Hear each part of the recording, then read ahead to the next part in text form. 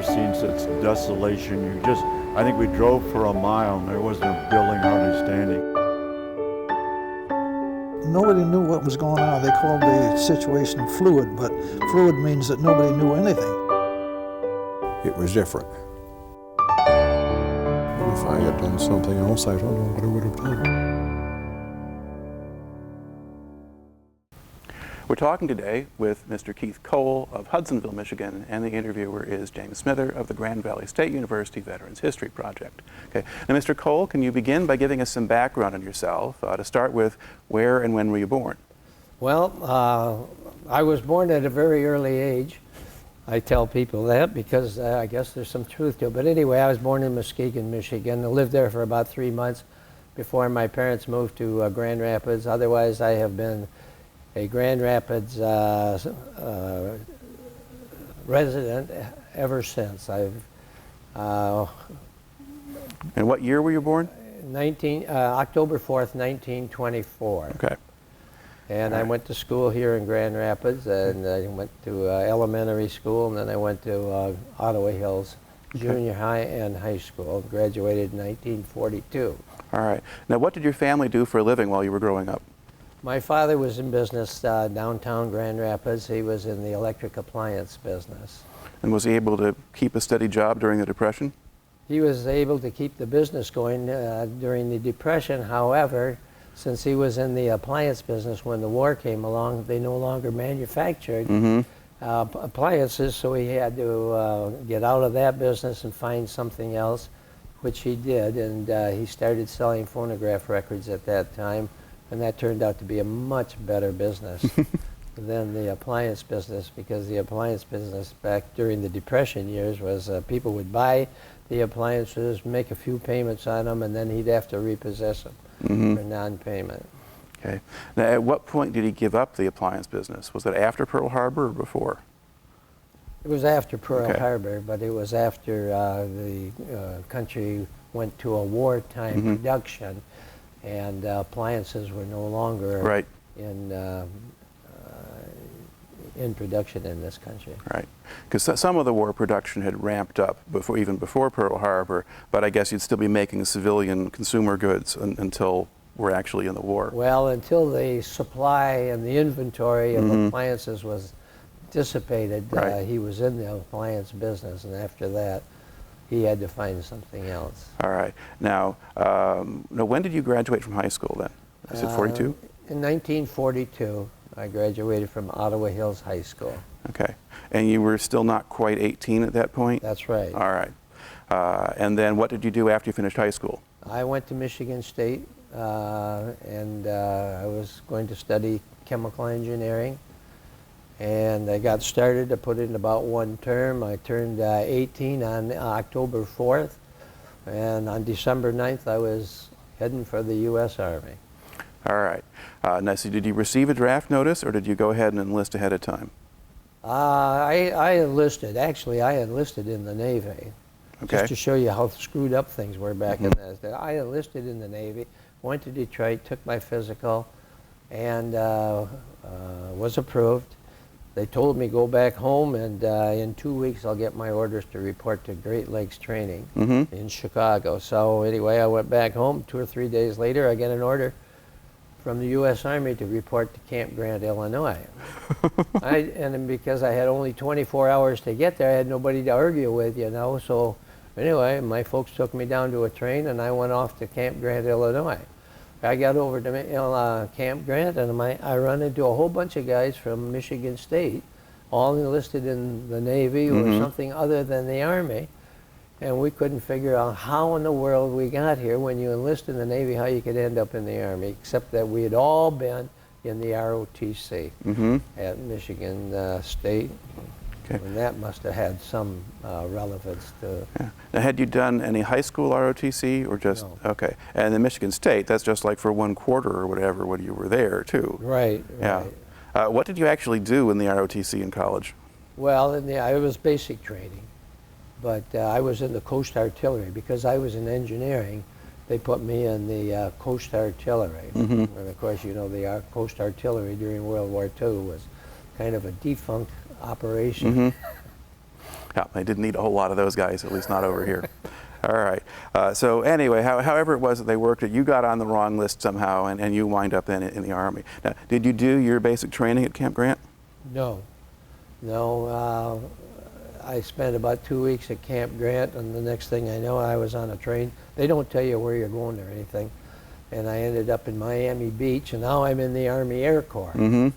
And I took my basic training in Miami Beach. It was a nice hotel. The Army had come in there and taken over all the hotels on Ocean Drive. And I was thrilled to think that here I am in the Army, and I'm down here in Miami Beach. I'd never been there before. I heard a lot about it. But well, I don't know, how luxurious were the facilities you were actually staying in? There was no luxury to it at all. They removed anything that looked like luxury. There was 2 double beds, or double deckers. Bunk beds, yeah. Bunk beds in each room, and the rooms were very small. So you had no room except for your barracks bags where you kept your clothing, and then we had to go next door to a bigger hotel in order to get fed. Okay. Now, what did they actually have you doing while you were there? Well, in basic training, they get you up nice and early every morning, 5:30 in the morning, you eat breakfast, and at 7 o'clock in the morning you were marching on your way to a drill field. And when you got to the drill field there, or as you were marching out to the drill field, you were combining units from a lot of different hotels along the way. And I swear there must have been 50,000 or more guys marching down the street early in the morning.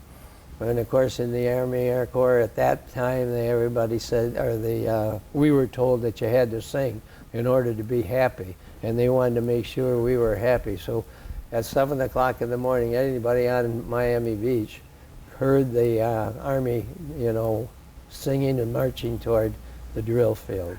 All right. Now, were the units in these different hotels, were they organized in terms of who were going to be enlisted men versus pilot trainees, or were you all in the same boat at that point? No.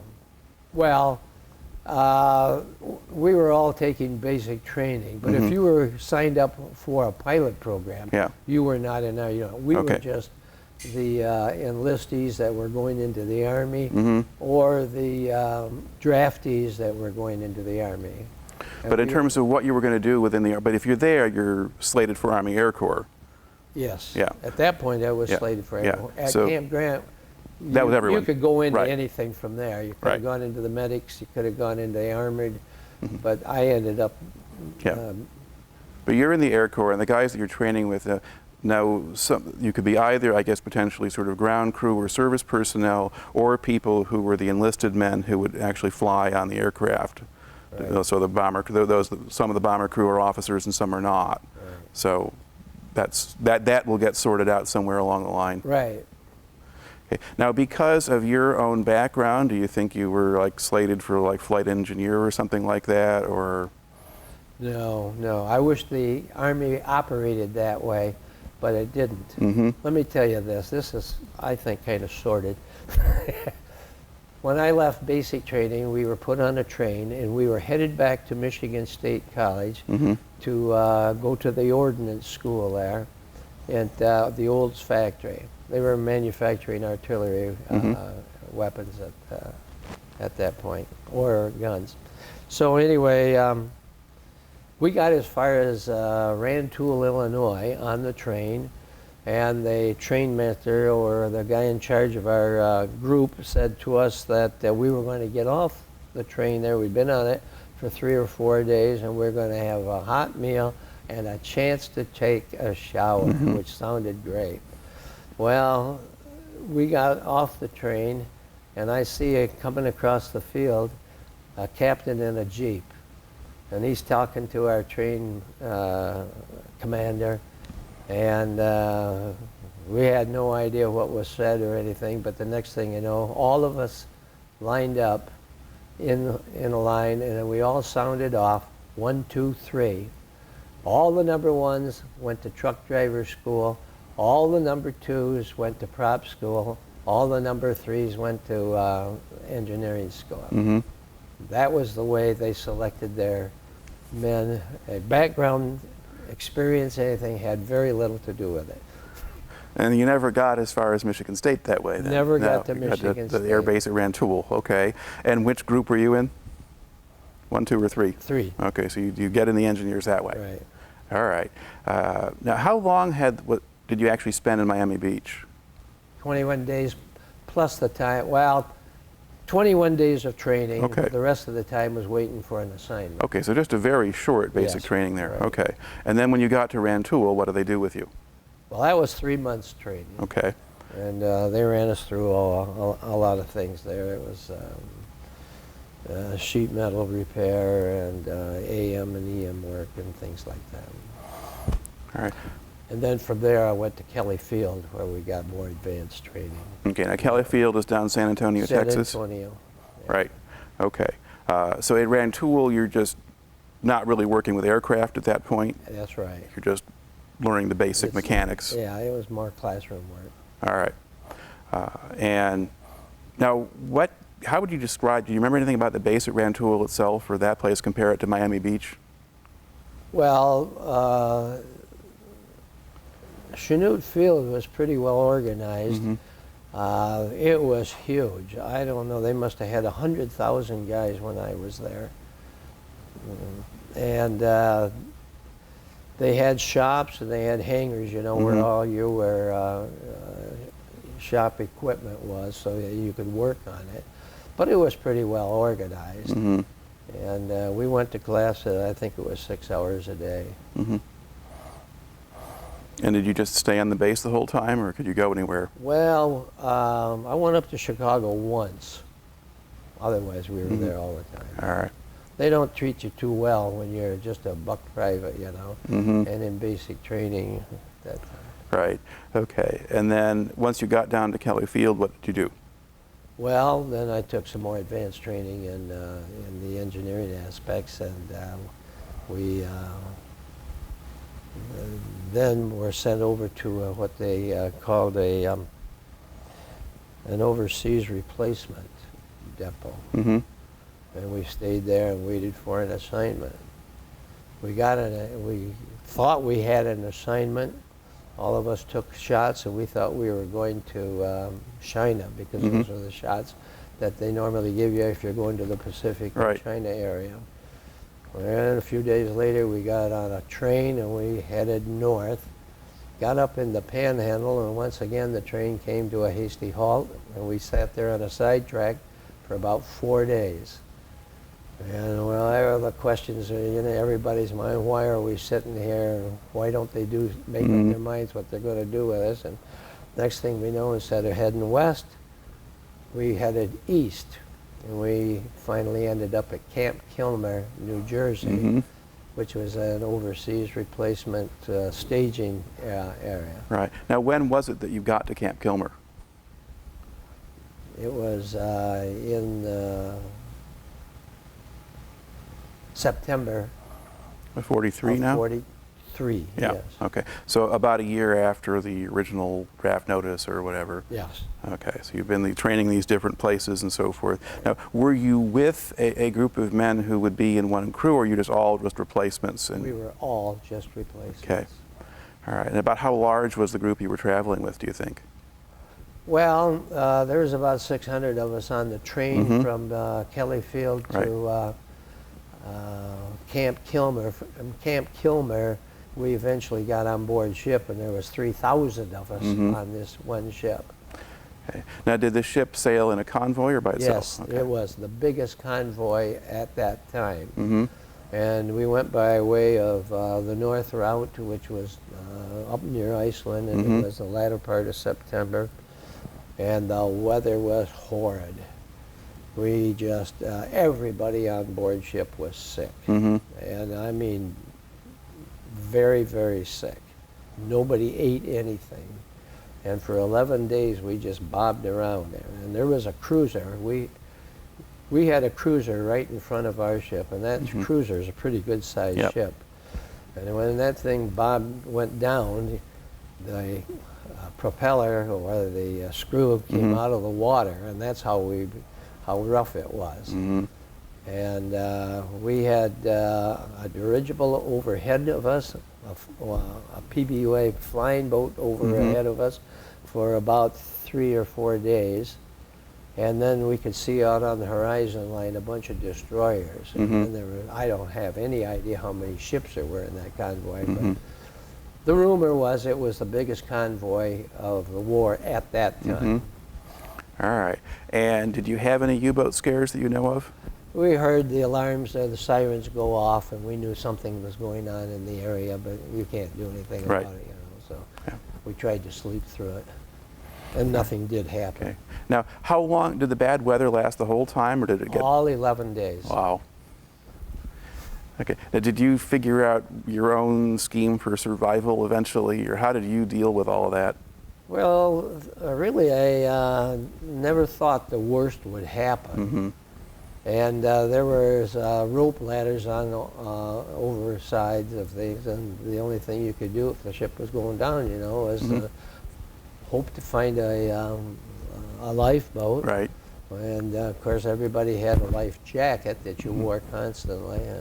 Yeah, but did you think that the ship might actually just sink in the storms, or were you only, would that just be from a U-boat? Well, to tell you the truth, I wasn't worried about that. Okay. I was just 18 years old, you know, and those kind of things didn't scare me. I probably did think about it a little bit, you know, but I don't recall it being a big event, and, a big scary event. Okay. But did you just sort of get used to the rough weather, or find a way not to get sick as much? Well, you couldn't get used to it. Okay. It was just constant. People were just, well, I hate to mention it, but the guys were just throwing up on each other all the time. You couldn't eat anything. And the way you stayed alive was that you went to the PX and bought a package of cookies. And that's all I had for 11 days. All right. Now, where do you actually land then when you get across? We landed at Greenock, Scotland, which is just down the Firth of Clyde from Glasgow, yeah. All right, so you land in Scotland. What did they do with you then? Well, we went over the side on these rope ladders, and there were barges down there that took 25 of us at a time.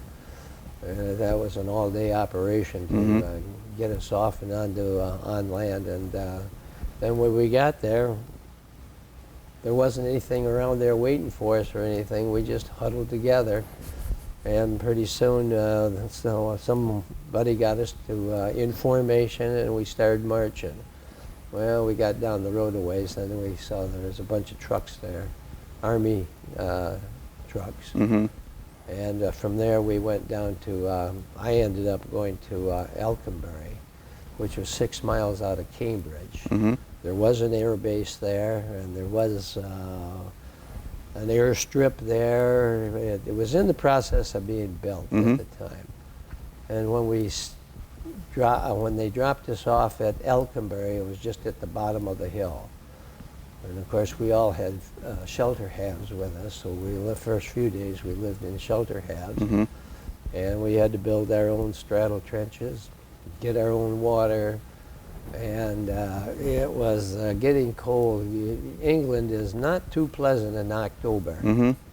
And it was cold and rainy and misty, and living in a tent was not much fun. It was very uncomfortable. Now, have you been assigned to a unit by this time, or are you still waiting? No, I was more or less waiting. I was assigned to a unit, but it was the 22nd Anti Submarine Group. They had been doing submarine patrolling of the French coast and the Bay of Biscay out of Exeter on the southern coast of England, but that job was taken over by the Navy. So therefore, the 22nd had nothing to do.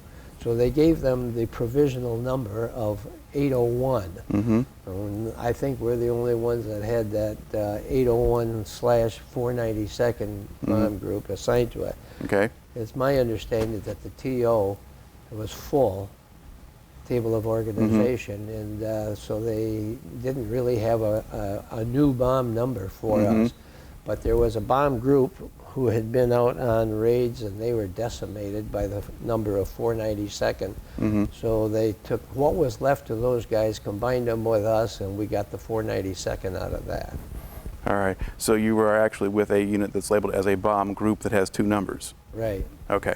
Probably the only one in the ETO. All right. Now, at the point when you're there at Alconbury and you're living in tents and so forth, do you have any aircraft, or are you just waiting for them to finish the field? We had some aircraft there, but we weren't doing much with them at all. We weren't operational out of there, except for maybe some training purposes. Okay. In fact, as part of the training, the flight crews were going out at night. They had to put in 2 flights with the RAF on night crews, because when we found out what we were going to be doing and being attached to the OSS, we knew we were going to be flying at night. So therefore, we had to get acquainted with night flying. And on some of those trips, we had British airmen on board with us. Okay. Now, do you have a specific job or assignment by this time? No. Okay. Are you going out with any of those flights, or are you just staying on the ground? No, I'm on the ground at that particular time. All right. Now, at what point do things start to change? Okay, we were at Alconbury, I'd say for about 4 months.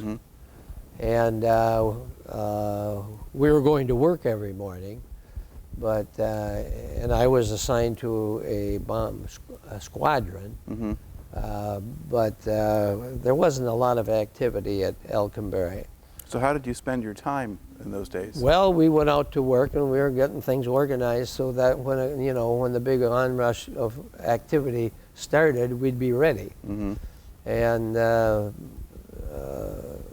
but you couldn't work over there, until the daylight. And so we didn't go to work. They got us up at 5:30 in the morning. They had to blow the bugle and get everybody up for reveille. And then it was pitch dark until 8:30 in the morning, and consequently, in the winter months, you had to just find something to do. And but to socialize, we'd rather go out to the shop where we were hanging around in the hangars, and the engineering shack where we were operating from. Right. And so this goes on for several months. And then what happens next? Well, then we were transferred to another base called Wartime in near Kettering, just outside of Kettering. And we were there for a few, and the air crews are still in the training process. And we didn't know it, I didn't know it at the time, but they were actually building us a special air base at Herington. And we had to wait for that to be done before we could become operational. Well, then a few months after we went to Wartime, we did move to Herington, and then we started functioning as a as a bomb group. All right. Now, during this period here, when you're at Alconbury and then you're at Wartime after that, are you getting a chance now and then to get off the base, go into London, do something interesting, or are you just stuck there the whole time? Yeah, I was one of those guys that wanted to see as much of England as I could. My grandparents came from England, and I'd heard about certain towns there. In fact, my grandfather had a cousin that lived in London. And so my roots are England, and I wanted to find out as much as I could. I never got a furlough all the time I was in the Army until the war was over in Europe. I had 48-hour passes, and at night they did have truck runs into the local towns. When I was at Alconbury, we could go into Cambridge. When I was at Wartime, we went into Kettering. When I was at Herington, the third base, I went into Leicester. And Leicester was the best town to go to. It was nothing but GIs there. I mean, all these towns were taken over by GIs. I mean, we had 1 million Air Corpsmen, in England at the time, and there was plenty of us there. And how did the English people treat you? Well, they treated us very nicely. We didn't really, we didn't socialize with the English people. Mm-hmm. We always went, being 18, 19, 20 years Mm-hmm. old, most of us were, you know, between 18 and 25 years of age, and we'd go into town. But Leicester had what they called a Palais de Danse, a big dance hall. Mm-hmm. Dancing was big stuff over in England at that Mm-hmm. time, and they Palais de Danses had dance floors that were on springs. And I know the first time I got into one of these, my buddy and I were standing on the side of the floor, and everybody's dancing around in this big circle on the dance floor. We wondered, what the heck's going on here? You know, we found out later on that it was really constructed on springs for some reason or other. All right. Now, were there English girls there to dance with? Yeah, lots of them.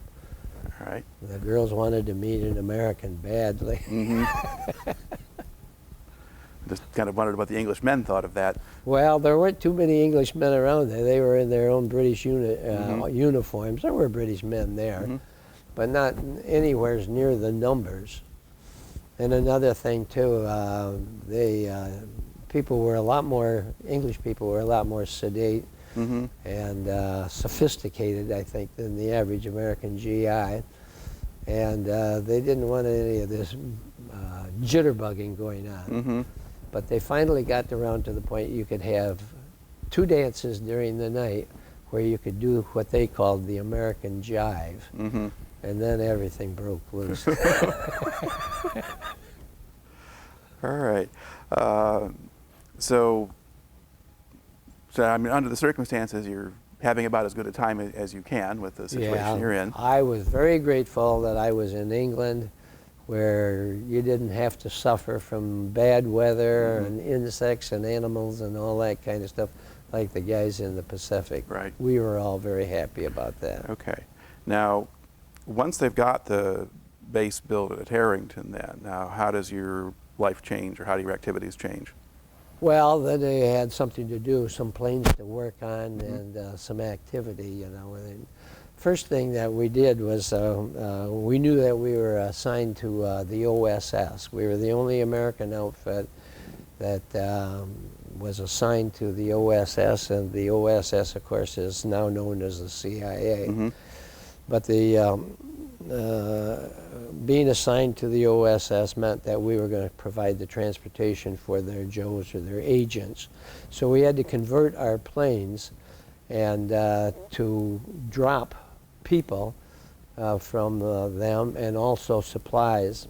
So we made we took out the belly turret in the back and the bottom of the plane. And then we did some reinforcement and made that hole in the bottom of the plane into an escape hatch. And we called it was called the Joe hole because OSS agents were called either Joes or Jedburgs or agents. Mm-hmm. And but when the OSS, of course, did all the planning of all the missions and so forth, we just executed the drops. Mm-hmm. Sometimes we'd be dropping agents solely. Sometimes we'd be dropping agents and supplies. The supplies, of course, went to the resistance fighters in all the occupied countries, primarily the Maquis in France, and then, of course, the Norsos in Norway. Mm-hmm. Now, do you remember did you get to go out on any of these missions yourself? I went out on a few, yes. All right. Only as a dispatcher, though. And what does that mean? Well, I was the guy that helped make sure that the agents got through the Joe hole, Mm-hmm. and sometimes we had dropped supplies through that Joe hole. Okay. Now, but most of the time you're basically working on ground crew and repairing aircraft and maintaining them. Right. Now, how much did you know at the time about what your unit was doing? Very little. I knew we were attached to the OSS. I knew it was in the spy business, but nobody talked to anybody. And the agents that came to the, that were dropped off by the OSS, you know, there was no conversation at all between them. I think the only thing that was ever said was maybe the pilot might have said to the agent, he said, "Are you ready?" When they got on there. We had no idea who he was, what his rank was, his name or anything. And, when he got on board plane, the agent got on board plane, he handled an envelope to the navigator and the pilot, and that told them where they were going. So it was all done very secretly and very well organized, actually. All right. Now, if you kind of view it sort of from your perspective, I mean, you're just kind of one of these mostly guys on the ground there at the beginning. On sort of a typical day when there was a mission, how did that work? What happened? Well, the ordnance men were the guys that loaded up the planes with these canisters. Supplies were dropped in what they called canisters. They were, well, they looked like a big bomb. They were about that long and about that big around. They were loaded with supplies that the resistance fighters could use. And usually there were things in there like small arms and ammunition, explosives, Radios, medical maybe, supplies, you know, and radio equipment. And then there was I was interested in finding out they put in there what they called horse turds. Well, a horse turd happened to be a small explosive, and they looked just like the name. And the Maquis could take those things and scatter them around on the road, and then when a German Army vehicle with pneumatic tires came down the road, it would explode. It wasn't enough to knock a track off of them, but it could, you know, disable a vehicle with tires on it. All right. Let's see. Now, how common was it for the planes to come back with damage or not come back at all? Well, it was frequent that they were damaged, and it was frequent that they had injured or dead. We lost 208 crewmen. Now, how many, do you know what the total complement of the unit was when it was at full strength? It was right around 2,800. All right. And what proportion of them do you think were air crew? Well, 10%. Okay. So in a sense, over the course, you have almost like 100% turnover. Yeah, we had one extra man on there because we had the dispatcher on there, but otherwise we had a full complement of gunners and so on. But as after the invasion, the threat of German attacks began to settle down. They found out that it would be better to take the guns off, increase the ability of the plane to speed up, and that was a better weapon than carrying all that armor on the thing. So we did get rid of the armament. Because there were fewer and fewer German aircraft to deal with unless you were actually trying to bomb Germany at that point. Right. Yeah. All right. Now, do you remember the first time that you went on one of these missions? Oh, yeah. Can you describe that? Well, yeah, we went to a briefing, and then we went out to our assignment. And I didn't know, since I was a replacement, a substitute, I didn't know these guys too well, but we all knew our own jobs, you know, and so anyway, I just got on board plane in the back end there where my station was, and let the pilot and the co-pilot and the navigator and the bombardier take us to where we were going, and we all had phone sets on, you know, so we could hear the conversation. But once you were in the air, there was no talking, unless you could hear the billows. Now, what time of day or night did you take off? We usually took off, it depended on where you were going, but usually it was around 6:30 at night. And we, like I said, all of our missions were at night, and all the drops. And all right. Now, do you have any sense of how good their night navigation was, or what some of the problems were? Well, the navigation was pretty good. We did have radar on there, but it was very, very primitive. As I recall, the first piece of radar we had, that of course was Lorraine, which was navigational equipment, and then we got Mickey, and but like I said, it was very primitive. It was the first time they were using that equipment for navigation, and some, I guess, the people who were dropping bombs used it for bombing purposes. All right. Now, when you flew this first mission, at this point, were there still guns and gunners on the planes? Yeah. Do you remember when it was that you made that first flight, in terms of date or approximate? Well, it was 40.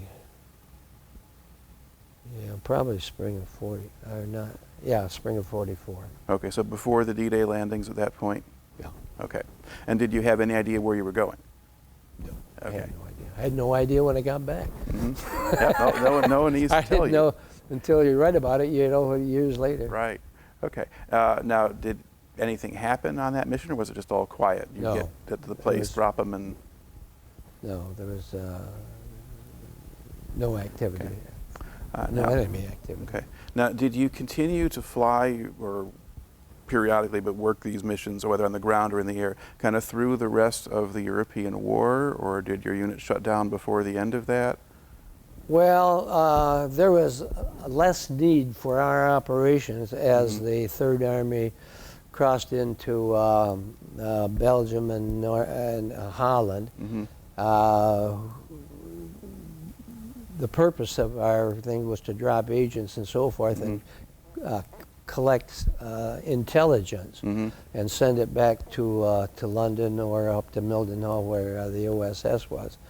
And the need for that lessened. And that's why they moved that operation out to China when there was no need. But that wasn't until after we invaded, actually got into Germany. Okay. Now, what countries did you fly into then, or over? Well, it had been all of the So you're France, France, Belgium, Holland. and then Norway? Was that? No, I never went to Norway. You didn't go to Norway yourself, but other parts of the unit Right. did. All right. Now, about how many missions did you fly yourself, do you think? 8. Okay. And are there particular things that happened on those flights that stand out in your memory, or were they all routine? They were mostly routine, yeah. Because I really didn't get involved in it until the Germans were retreating. And we were still active, dropping supplies and working with the Maquis. But Do you remember taking anti-aircraft fire or anything like that? taking what? Anti-aircraft fire. Oh yeah. that Okay, so happened. there are people Yeah. shooting at you. Oh sure. All right. Did any of it get very close? No. Well, you could hear them. You could hear them, and you could see the puffs of smoke. Incidentally, we only flew on moonlight nights. We had a system worked out. When we were going to drop supplies, you flew to the drop zone, and you made a pass over the drop zone looking for a signal from the ground. Then the Maquis down in the ground had flashlights with a certain formation or a certain signal coming up to you. And everybody looked for that signal. If you saw the signal and it looked like it was our people that was giving us the right signal, then we dropped, made a pass and dropped the loads. If a lot of times there was not the right signal, or there was no signal at all where it should have been, and as a result you just turned around and brought your load back with you.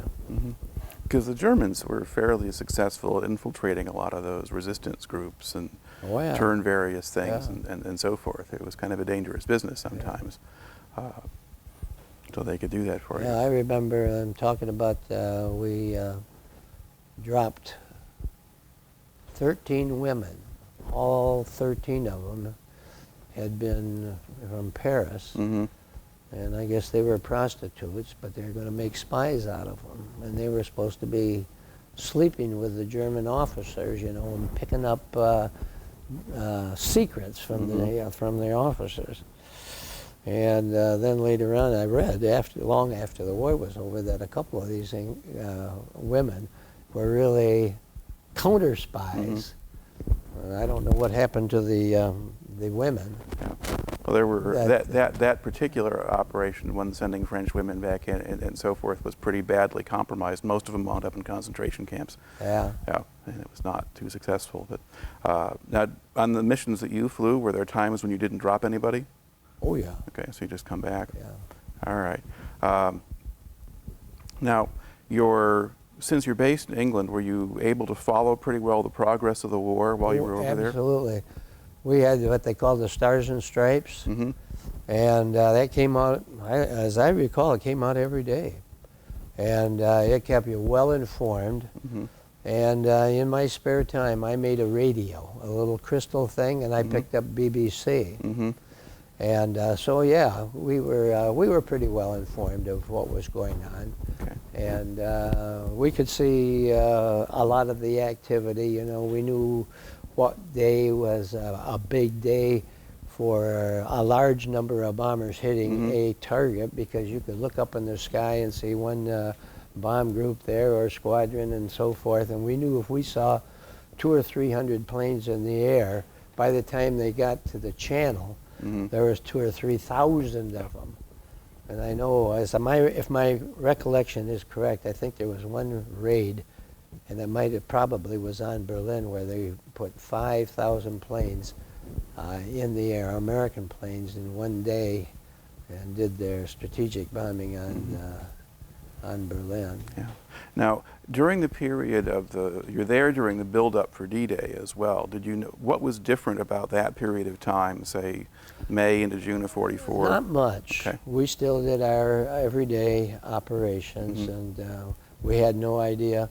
We had heard that it was supposed to have been on June 6th, but because of the weather, it got postponed. Well, sort of, it was supposed to be the 5th and then postponed to the 6th, I think. Okay. Okay. I guess you're far enough north. You're not in the area where they're assembling the men to ship over across the channel. No, right. You know, so you wouldn't we notice just- that. You wouldn't see the.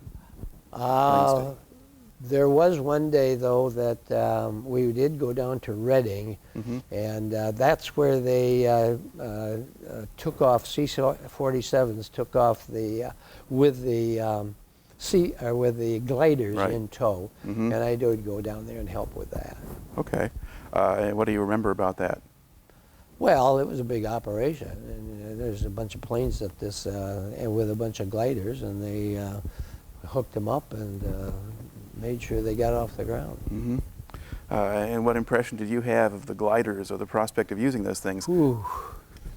They look pretty flimsy, but they were only a one-time usage, you know, and so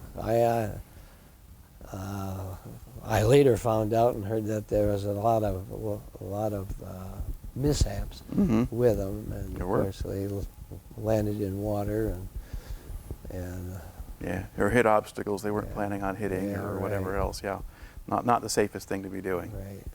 All right.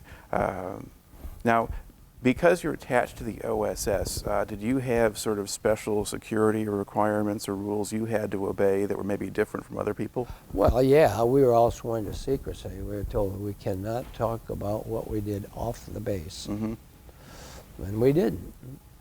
But the English people that lived around them, boy, they sure wanted to know why our planes were black and everybody else's were a different color, you know, and they wanted to know what was going on over there, and we were constantly being asked. But, you know, they were nice people too, and they were really, the only time we really were with them is at night maybe at the pubs. Yeah. All right. Now, you had kind of made sort of you have a set of notes here or whatever. Are there particular incidents or things that we haven't brought into the story here that Right, you there's wanna a few things I'd like Okay. to tell you about. One of them was what we called the gas hall. When after Normandy, the Third Army finally made a breakthrough, and they started heading north toward Belgium. And they were outrunning their supply line. And the Red Ball Express was the supply line, and they had Army trucks over there now to deliver supplies and gasoline and so forth. But the Third Army got up to the border just outside of Liège, and they came to a halt because Well, they're a little farther south. They're in northeastern France. So they're Strasbourg and the Sarre and that kind of northeast corner of France is where they were. But basically they went mostly east. Well, my understanding we were... Other units were farther north, including Liège. Oh, okay. But anyway, we were ordered to immediately convert our planes to hauling gas. Okay. So we had the gas, the tanks that we put in the bomb bays, so we could make the trip across the ocean, and we kept those. And so all we did was strap them back in there. And so we started filling them up with 80-octane gas, and started hauling them to this little grassy field that had been taken over by the American engineers, and they set up a little pumping station there so they could pump the gas out of our planes and on into either bigger tanks or tanks that came up there to get refilled.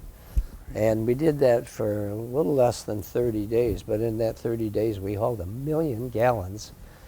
And then the Third Army then progressed further, and finally I guess the regular supply line caught up to them. Yeah, I mean, they gradually get the rail lines working, Right. and then they have more trucks and everything else like that. But yeah. Now, was it dangerous to haul fuel?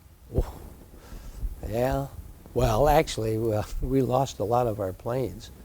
Not because of that, but what had happened was that, see, the planes used 100-octane gas, and we were putting 80-octane gas in the Bombay tanks, but Right. we were also putting 80-octane gas in some of the wing tanks. Oh. And the wing tanks couldn't handle the 80-octane gas and became corrosive to the tanks itself. So then there was a big to-do about, after this gas haul was all done, did we want to trust the gas, the 100-octane going back into these tanks that had been corroded? And our officers, as I understand it, didn't want to make that decision.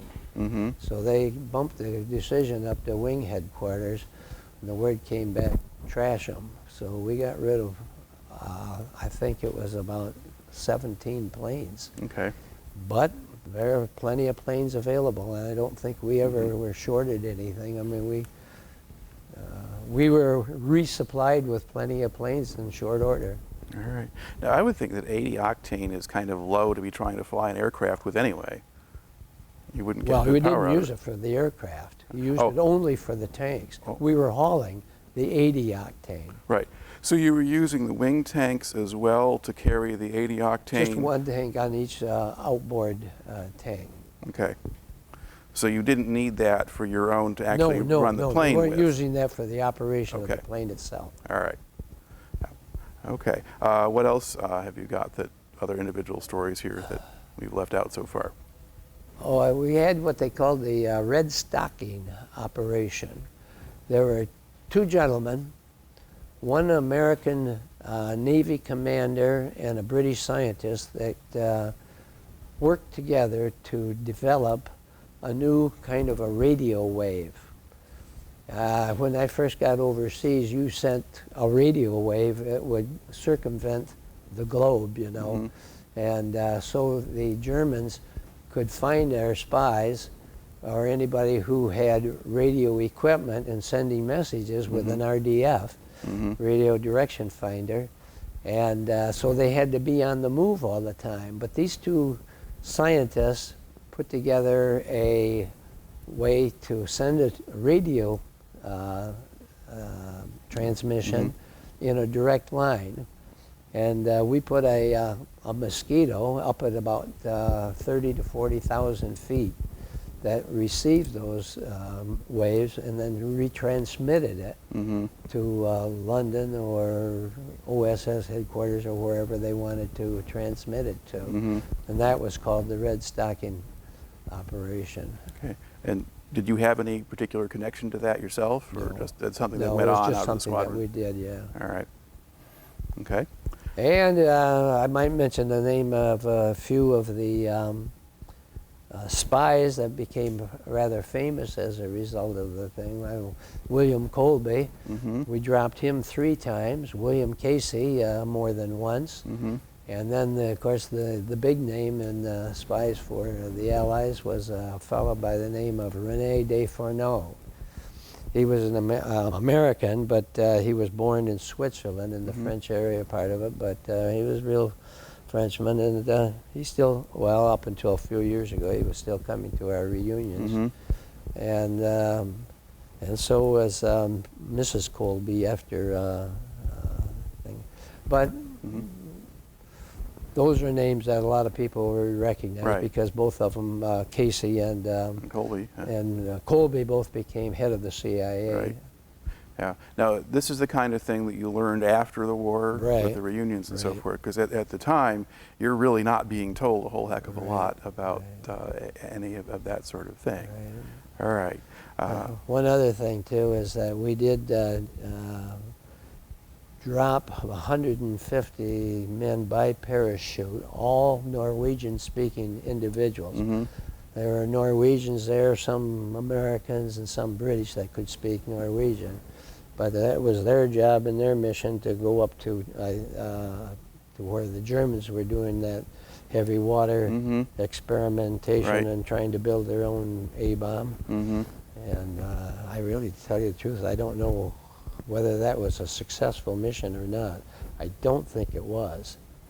I know the guys, when they got dropped out, they got scattered, and whether they all managed to get back together again or not, I don't know. Yeah, I mean, I know that there was a successful Allied effort eventually to disrupt heavy water production or sink a bunch of it in one of the fjords or something like that. So they had, but it was not easy because that resistance group was infiltrated as well.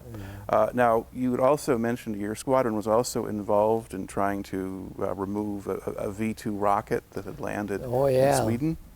Well, the Germans were experimenting at that time with their V-2s, and as a result, they would experiment by shooting them out into the Baltic. Well, one got away from them and landed in Sweden, but it happened to be a dud.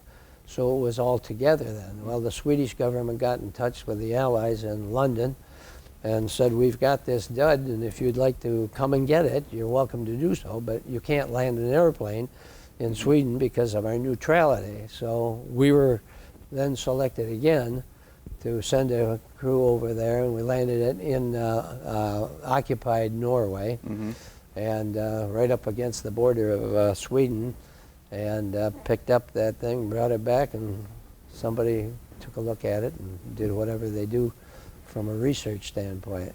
All right. And again, is that the kind of thing that you learned about after the war sort of thing? Yeah. So you were... I have read a lot of books. In fact, one fellow by the name of Thomas Ensminger, his dad was in our group. And he took a liking to what his dad's group was doing during the war.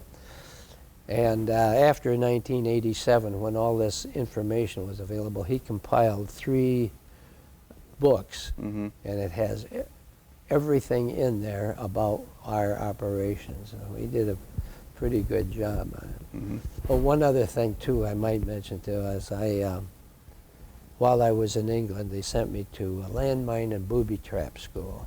So I became the landmine and booby trap specialist for around, along with 4 other guys.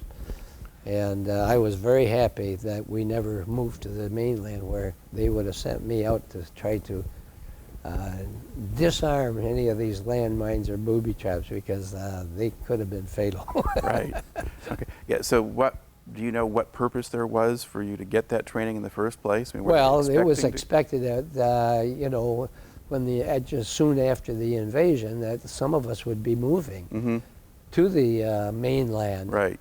And so in expectation of that is my reason or assumption why they wanted somebody that would be able to disarm these things. Right, so kind of whatever had been left behind by the Germans or somebody in the area where you were working, you'd have to. Well, one of my closest friends was, he was at the Battle of the Bulge, but he got out of his tank and stepped on one of those things, and that was the end of him. I lost 3 of my closest high school friends. Now, do you know what happened to the Michigan State Group or whatever? Not really. I do know one. When I went back in the fall of -- I was really a little bit early. Most of the guys had not been discharged by that time, but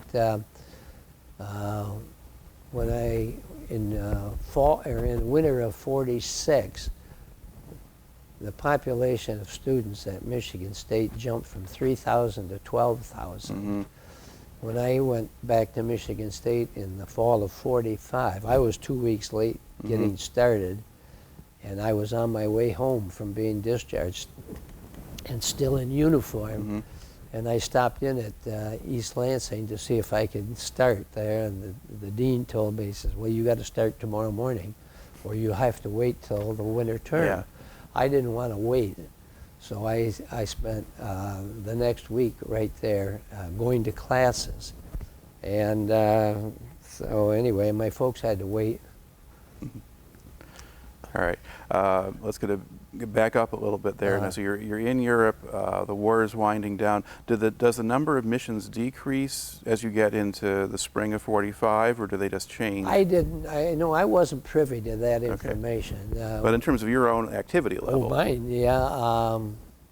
Yeah, there wasn't as much work to do, but there was still a lot of activity because those planes had to be inspected and worked on almost constantly. You had 25-hour inspections and things to do for those, a number of hours, and 50 and 100 and all that. That's for numbers of hours they're in the air. They fly 25 hours, you check. Okay. But when we got ready to come back and fly back from overseas, we all wanted to make sure that we had good engines. And there were lots of brand new engines over there, and so we were replacing a lot of engines that had a lot less than 2,000 hours on each one. All right. So you're just getting ready for shifting out of Europe and going back. Right. When did you actually? Well, okay. What do you remember about when the Germans surrendered? How do you get the news? What happens with your unit at that point? Well, when VE Day occurred, we were restricted to our base. And it was everybody else was going out having fun and raising heck, and we were restricted. We couldn't leave the base, and I was madder than heck.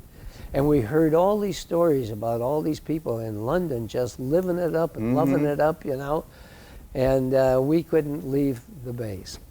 And but they said it was all American, and we said, well, why can't we leave? And they said, well, we were afraid that the Americans were going to get into fights with the British soldiers and all that kind of stuff, which is a bunch of crap. But anyway, that's the restriction that they imposed on us. But one thing that our commanding officer did do that I thought was very, very thoughtful was that the day the war was over, he said, you guys get into a plane and fly over Europe and see what that looks like during the daylight. And I did. I took 2 trips down over there. I went one day down mostly France and coming up the Rhine, and then the Ruhr River Valley and Ruhr River, and I'll tell you, there was hardly anything left standing in Europe. There was a few towns that had been bypassed. You could still see the Germans manning their guns there, you know, sitting out in the sun. And there was practically every crossroad in Europe, there was dead tanks sitting there. All the bridges on all the rivers were knocked down, and there were engineers had rebuilt the bridges by putting pontoon bridges across. It was a sight. Yeah.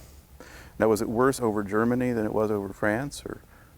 Well, France was pretty Certainly bad. a lot of the bridges Yeah. and stuff had been taken out in preparation for Normandy. Well, Germany was. Yeah, and then Germany just got the whole transportation system hit. Yeah, well, along they with went the down cities. the Ruhr River and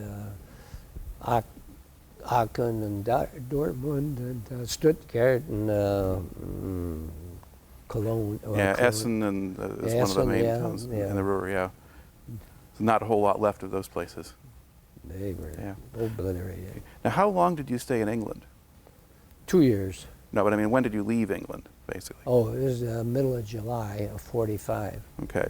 Now, at that point, were you expecting to have to go to the Pacific? Absolutely. We were headed for Sioux Falls, South Dakota. We were going to pick up B-29s and then head for the Pacific. Mm-hmm.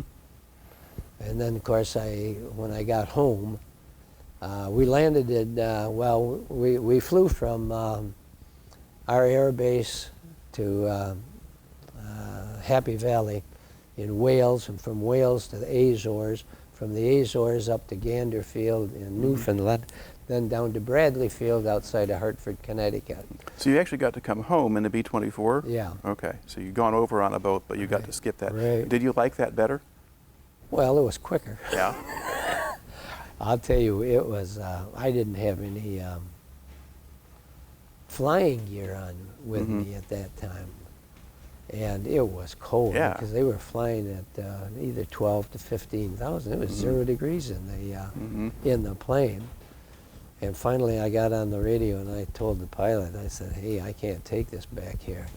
Yeah, come on up here, it's warmer. And so anyway, I crawled from the back end of the plane up to the pilot station and navigation there, and I sat up there with them. So was that part actually heated or just not? Well, they had electric flying suits. I didn't Okay. have one. Yeah. Of course, they took everything away from you. You know, I had a lot of nice souvenirs from the war too that I wanted to bring home. And in the last minute, they say you cannot take anything, any trophies home because you can only take what was issued to you. And being a good guy, you know, I understood orders, and so I left all these nice things. I had a 9mm Mauser, I had a Luger, and I had a German hunting rifle that I wanted to bring home. Now, how did you get those things? Well, from other guys. You just swap traded, them? Yeah. Things? Okay. All right. Yeah, because there were restrictions on some kinds of items and not really so much on others. Right. It just sort of varied quite a bit. All right. Now, you come back to the States, and then where do you go once you're in the States? Do you go to South Dakota, or? No, never got there. I went from Bradley Field by train to Camp Grant in Rockford, Illinois. They gave me a 30-day leave there. I went back home, and you know, I never had any money until I went in the service. But when I came back from overseas, they gave me per diem and a month's pay. I had $400 given to me at one time. I had never seen that amount of money. And you know, I really felt wealthy. So anyway, then while I was home, the war in Japan, or in the Pacific, ended.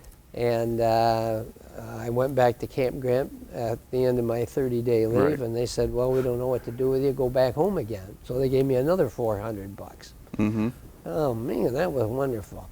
Well, then after that 30 days was up, they said, well, you're going to be discharged in Greensboro, North Carolina. So they gave me another $400 and put me on a train and sent me to Greensboro.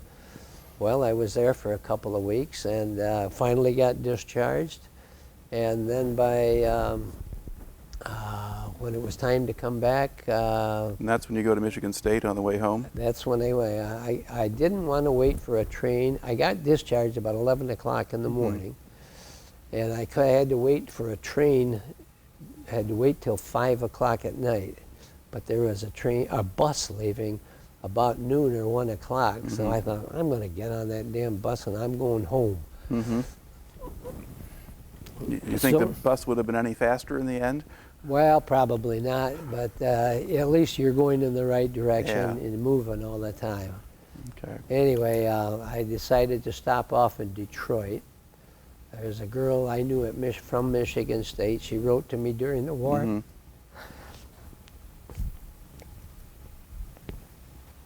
So I stopped to see her.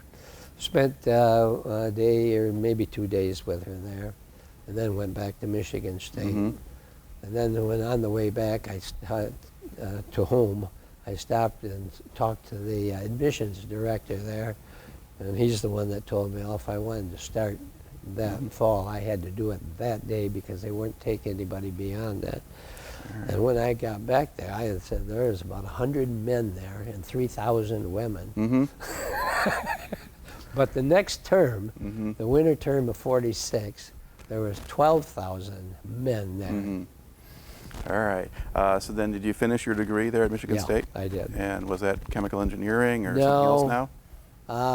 This same admissions guy told me that as a GI and returning, I had the opportunity to take a battery of tests. And so they gave me vocational aptitudes and vocational preference and this, that, and the other thing, you know. And they said, you know, there's nothing in here for engineering. You should be a lawyer, or you should be an accountant and to go to law school. So anyway, I listened to him and I changed curriculum. Okay, and then what did you wind up doing then? Well, I took my degree in business, and then I went, I got out of college. My dad said, it's time for you to go to work. My dad was a real first-class worker, and he thought everybody ought to be working and bringing in some money. So anyway, I went to work. Things were not that easy at the time to find jobs.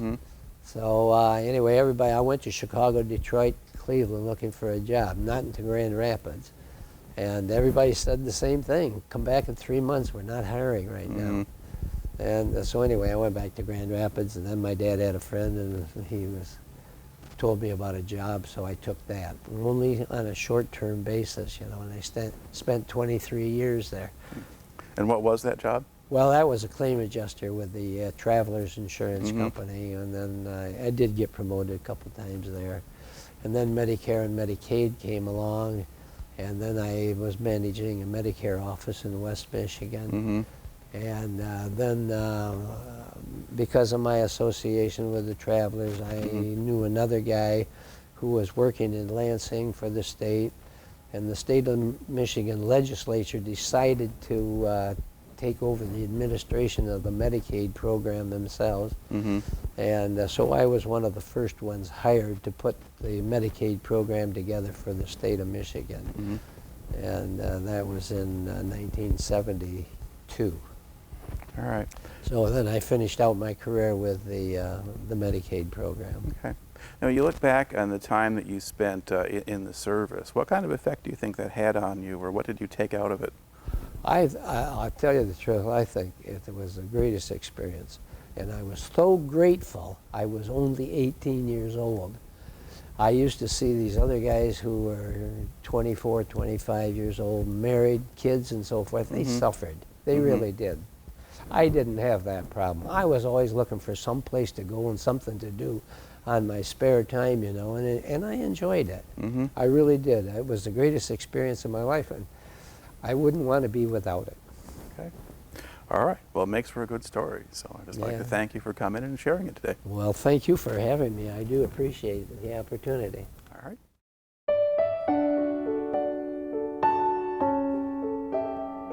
I never seen such desolation. I think we drove for a mile and there wasn't a building hardly standing. Nobody knew what was going on. They called the situation fluid, but fluid means that nobody knew anything. it was different. If I had done something else, I don't know what I would have done.